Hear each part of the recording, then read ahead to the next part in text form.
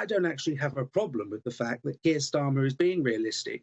He's looking at conditions now and saying, actually, some of those promises that I would like to have been able to keep a few years ago are no longer affordable. And that, I think, is something a sensible and decent politician would do.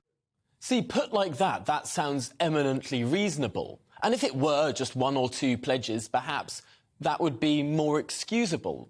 For example, the government, Boris Johnson, of course, has abandoned one or two manifesto commitments in the same way.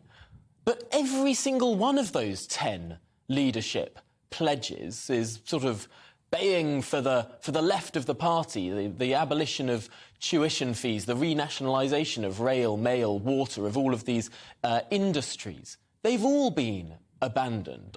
It's very hard to see even one of those 10 pledges that has been kept.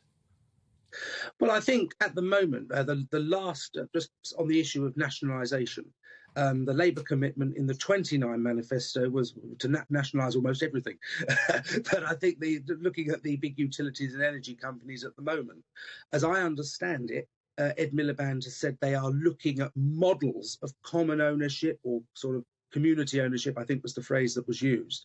And so, you know, the outright nationalisation, yes, is no longer in that sort of manifesto commitment by Keir Starmer, but alternative models that reflect where we are now are being looked at. Could we afford right now to nationalise rail, electricity, the national grid and all these other industries? No, we couldn't. We have not got the money to do it. I personally don't think it's desirable to do it, but the money just is not there in the Treasury.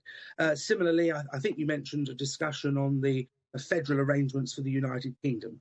As I understand it, again, Gordon Brown is currently involved in looking at future constitutional arrangements that Labour could consider, particularly with the threat from the SNP in Scotland and, of course, now with Sinn Féin in Northern Ireland. So that one is sort of happening, as it were. And then, again, I'd just come back to other commitments. All of those commitments that you listed are big spending commitments.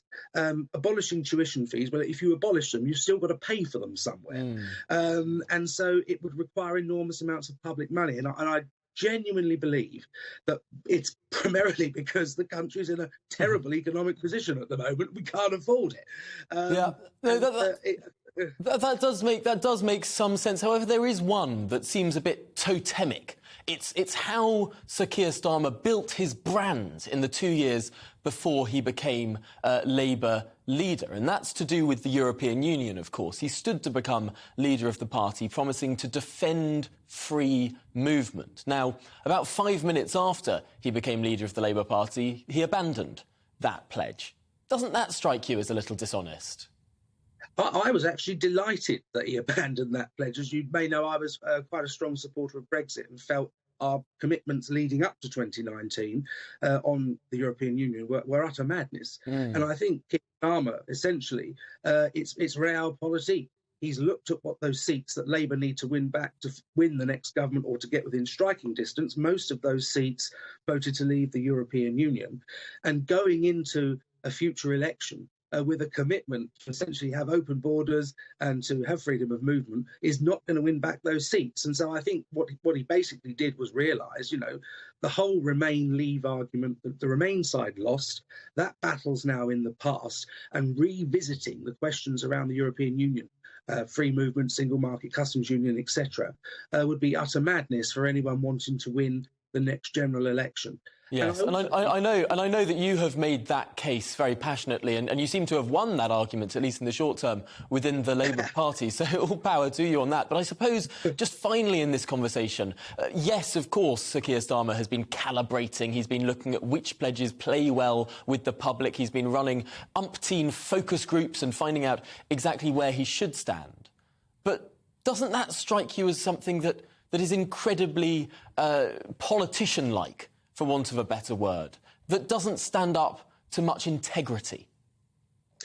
I personally think, I'll be straight up with you, I didn't vote for Keir Starmer. I supported Lisa Nandy when the Labour leadership election was happening. But I actually have been quite impressed with Keir Starmer. I know everyone says, oh, he's boring and he's not dynamic. Well, actually, I think the past few years and the issues facing the country at the moment, particularly with the threat from aggressive regimes around the world, I think we need someone that's a bit serious and a bit plain and not, flashy and all over the show. Now, in terms of looking at what he needs to do to win, it was ever thus. Politicians, going back to Disraeli and Gladstone, looked at policies and, they might not have called them focus groups in the 19th century, but they certainly would have had advisors and sampled the population to find out what people want so that they can win and get into power and put in place their values and their other policies. Every government does it, and I've got personally no problem with that. What I would like to see from Keir Starmer, I think you're talking about in the next part of your show, is growth, which is the most important issue in the country at the moment. And I want to hear more from Labour on how we're going to make more in Britain, how we're going to revive manufacturing, how we're actually going to get rid of some of these unnecessary regulations that the government have not yet got rid of from Brussels, how we're going to have a lower tax economy and a faster growth economy, because that's what we need.